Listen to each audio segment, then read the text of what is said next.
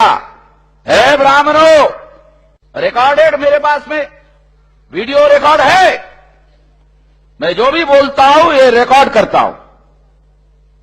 Police वालों को चाहिए तो मैं खुद ही देता हूं, क्योंकि मैं पहले सबूत रखता हूं, फिर मेरे झंझट में कोई नहीं पड़ता।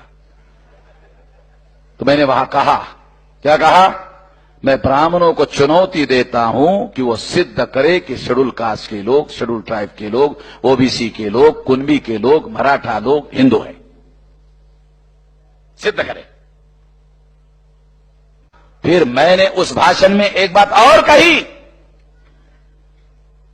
कि मैं ब्राह्मणों को चुनौती दे रहा हूं सिद्ध करने की, तो हमारे किस चोंटे चांटे एससी एसटी ओबीसी कुनबी मराठा आदमी को सामने मत करना, तुम खुद आना।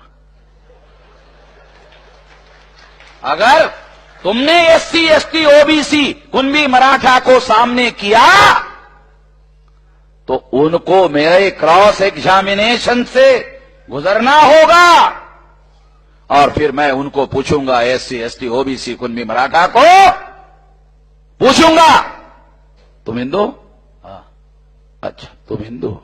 अच्छा वेद को पढ़ा?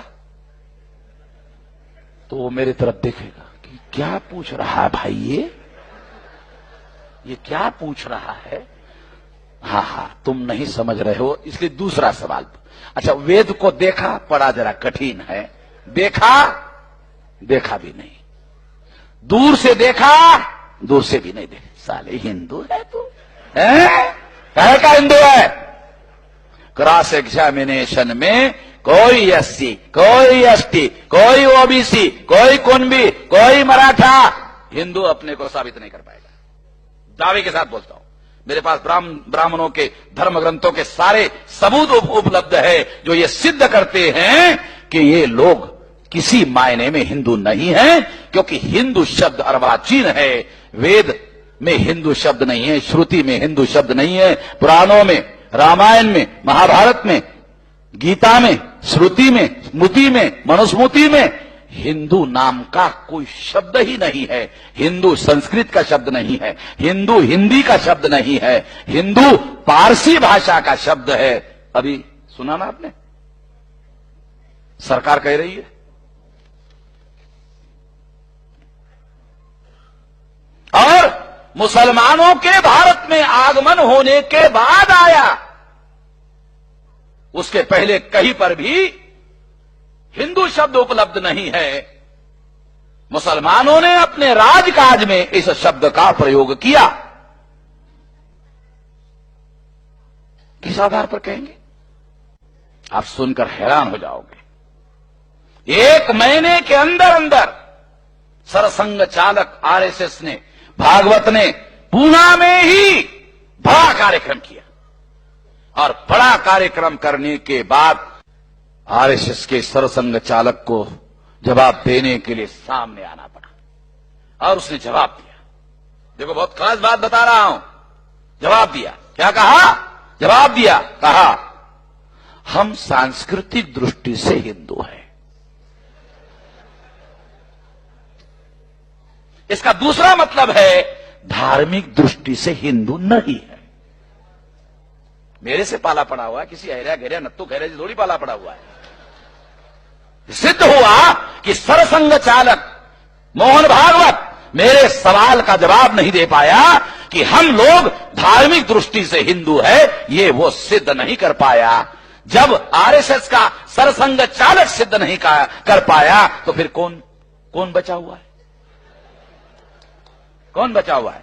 और जो बचा हुआ है उस हैरी गहरी नत्थु खैरे को मैं मानने वाला हूं?